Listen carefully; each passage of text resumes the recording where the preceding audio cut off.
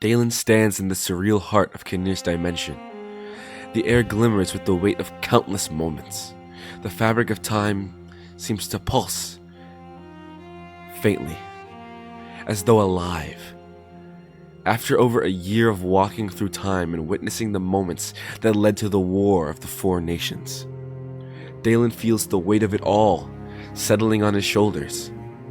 This place, however, feels different.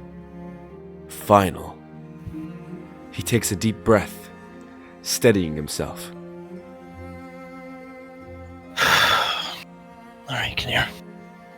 I've seen the betrayals, the broken alliances, the lies. What more can there be? The mists begin to part. From within, a figure emerges, stepping with measured purpose. Dalen's eyes narrow, his brow furrowing slightly as he watches. The figure grows clearer, and his breath catches, just for a moment. No. It can't be. The figure stops, a few paces away. Standing tall, the face is unmistakable. Older, weathered, and heavy with a wisdom Dalen hasn't earned yet. The man before him is himself, but different. Time has shaped this version of him into something Dalen isn't sure he recognizes. You've done well to make it this far. I've seen a lot. Maybe too much. And now it's all supposed to end by meeting myself? Is this where this grand journey was leading? In a way.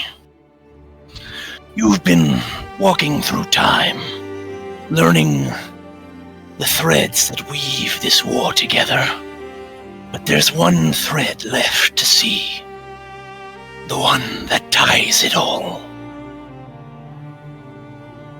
And that thread leads to you? The older Dalen's faint smile lingers, but there's a weight behind his eyes, a burden that Dalen hasn't yet carried. He gestures behind him, and a swirling vortex of light and shadow appears, radiating with an uneven pulse. Dalen doesn't flinch, though his shoulders tense as he looks at it. So this is it? The moment everything breaks? The moment everything begins. Dalen's lips press into a thin line. He doesn't respond immediately, his gaze locked on the vortex as the faint echoes of battle, the clash of steel, distant cries, seep into the air around him. He finally turns back to his older self, his expression unreadable. You've seen it, haven't you? And one day, you may stand here too. I should be surprised. Shocked, even, but after everything I've seen, this almost makes sense. That's the thing about time. It always makes sense, eventually. Dalen lets out a quiet breath, his resolve returning as he looks at the vortex once more. I'm not here to change it, am I? No. You're here to witness it, to carry it.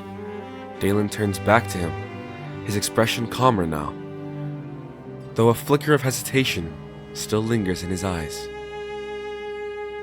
And what if it's too much? It's not. Every choice, every moment, is leading you towards something greater than yourself. Dalen stares at him for a long moment, searching his older self's face for something. Certainty, perhaps? or reassurance? Then, with a slow nod, he turns toward the vortex. One more step. Without looking back, he strides toward the swirling light. The older Dalen watches him disappear into it. His expression, a mix of pride and sorrow.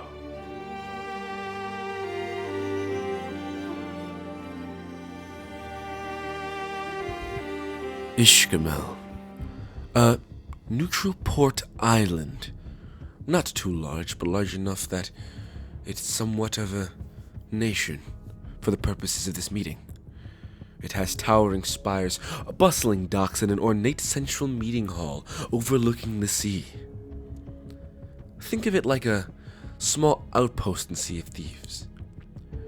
The delegations from the Ostorian Empire and the Faerunian Alliance gather in tense anticipation. Storm clouds gather along the horizon, and the air hums with unease. The central meeting hall buzzes with restrained tension. Delegates from both sides exchange polite but wary glances. King Patrick of Astoria stands at the head of Astoria's delegation, flanked by General Artheus, the half-orc that once served by his father's side. Opposite him, the many rulers of the three main kingdoms of Faerun, representing Neverwinter. King Nasher Alagondar. From Luskan, King Miro Kuro. And from Baldur's Gate, the Council of Four, Abdel Adrian, Ulder Ravengard, Belin Stelmane, and Zeremiah Elton, the four ruling Baldur's Gate, and the delegate from the floating city of magic, clad in silver armor, blade at the hip, drow white hair that comes down just below the shoulders, and 2 pieces of braided hair that tie in the back, stands Veldrin. Outside, Bogart from Baldur's Gate lurks amongst the crowd, cloaked and silent. King Patrick begins. The Thrall delegation is late, but we wait. Peace cannot be forged without all parties present. Veldrin responds. Your patience is admirable, Your Majesty. But let's not ignore that the Thrall delegation's absence is unusual. The King of Neverwinter speaks up. Unusual? More deliberate. They've never been reliable allies on your side. Mind your tongue, General. This is a place of diplomacy, not accusation. We wait for the cause of peace. Enough. We hold this truce until we know otherwise. Thrall may yet arrive. Bogart watches from a shadow corner, his hood obscuring his face. His gaze is sharp, scanning the room.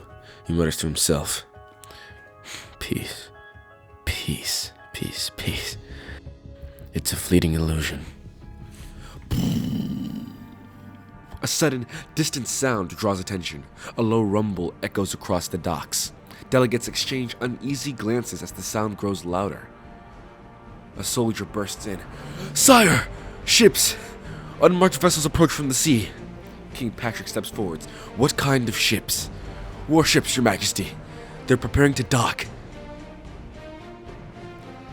Delegates rush to the city halls, overlooking the docks.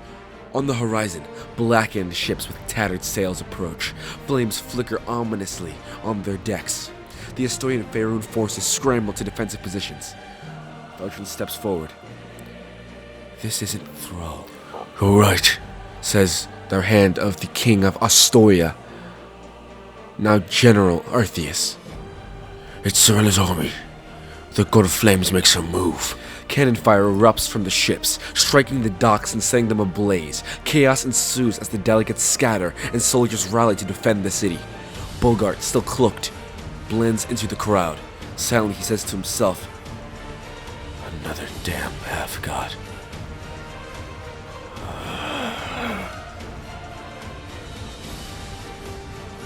Zarella's forces land, pouring out in waves of heavy armed soldiers and flaming constructs. The Asturian and Faerun forces, already on edge, misunderstand the situation and turn on each other amidst the chaos. King Patrick shouts over the din, "Hold the line! Do not attack Faerunian forces! This is the enemy!" Veldrin to his own soldiers, "Stand your ground. Focus on the invaders, not Astoria." Despite their commands, confusion reigns. Soldiers clash in the streets, mistaking allies for foes. Explosions rock the city as flaming projectiles rain down. "My king, we're losing control. We'll regain it. Fight back the invaders first, then deal with the fallout." Zarella's forces cut through the city mercilessly. The hand of the king of Astoria, Artheus, defending Patrick. He is overwhelmed by a flaming construct. His final act is to push the king out of harm's way. "Protect the kingdom, my lord." He succumbs as flames engulf him. Veldrin is seen rallying his forces as threats attempt to overwhelm him. One of the council members of Baldur's Gate quickly push him out of the way. Jeremiah Elton falls in this battle. He looks to him and says, "You see it through now, Veldrin. This wasn't supposed to be this sort of peace. Forgive me." Bogart fights fiercely in the chaos, his hood falling back to reveal his identity. He cuts through the invaders with ruthless precision, but his actions go unnoticed in the warring factions. As Patrick faces Axum, the half-god of Zarella, a massive fiery warrior we've seen before. It looks bleak until Thalion, the half-god of Eusis, the god of the ocean, the seas, attacks with an incredibly sized tidal wave that even to some degree takes out some of the allies, that weakens Axum for Patrick and his own soldiers to defeat. But Patrick is gravely wounded in the process. As Axum sits down, kneels, his body begins to contort. "Yes, my queen, show them your power." As his body begins to contort, it explodes in bits and flames erupt.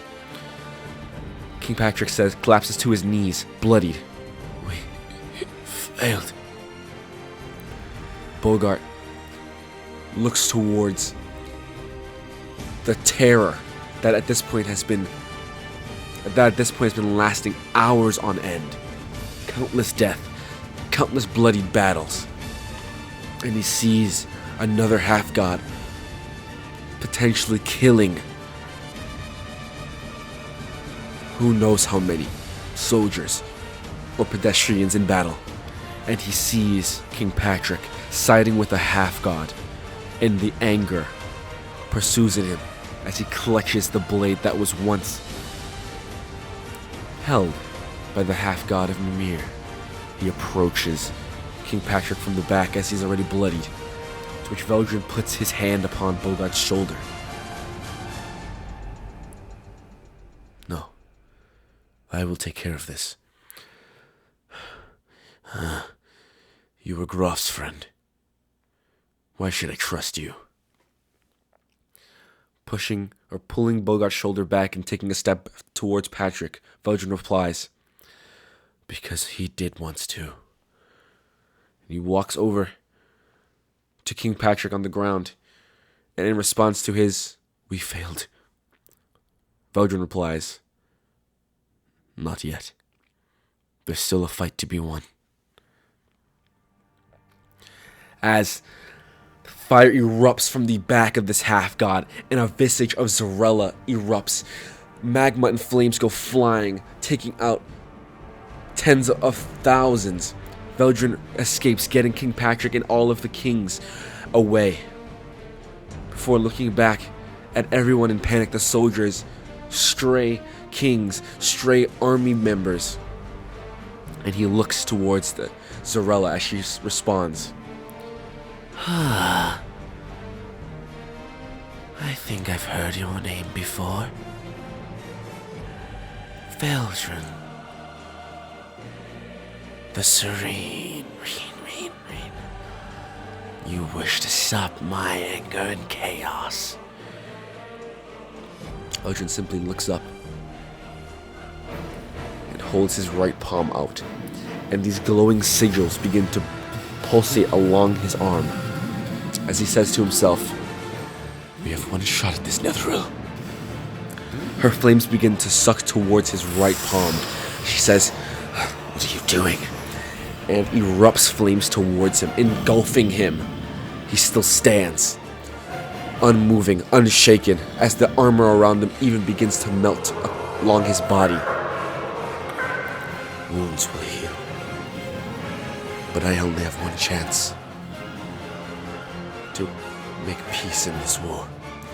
As he clutches his right palm and the signals glow red, his army engulfs in flame, and he plants his palm into the ground, and the flames surge into the earth itself. As he begins the sealing ritual of sealing Zarella into Ishgamael itself, King Patrick says, "Veldrin, are you?" Veldrin quickly interrupts. "Grab all of your men and take them to a ship and leave now. Many will die from what I have to do here today." Bogart approaches. "What are you talking about? No one else has to die." Veldrin quickly shifts his attention to him. "The deaths here today will be enough to save the world. I will take that gamble." No. Bogart rears his hammer back as Veldrin quickly strikes him a glance, and a mote of rock slams into Bogart's side, disarming him. Dropping the hammer, "Please just get as much people as you two can, and go!" As his body engulfs into flames, his hair begins to stand up. "Zarella, you damned god. I've seen too much. What risk I must take here today is a risk that I must take. I will not let anyone close to me die again. Forgive my selfishness, Sasha. Forgive my murder." The flames pulse into the ground as the island itself begins to shake.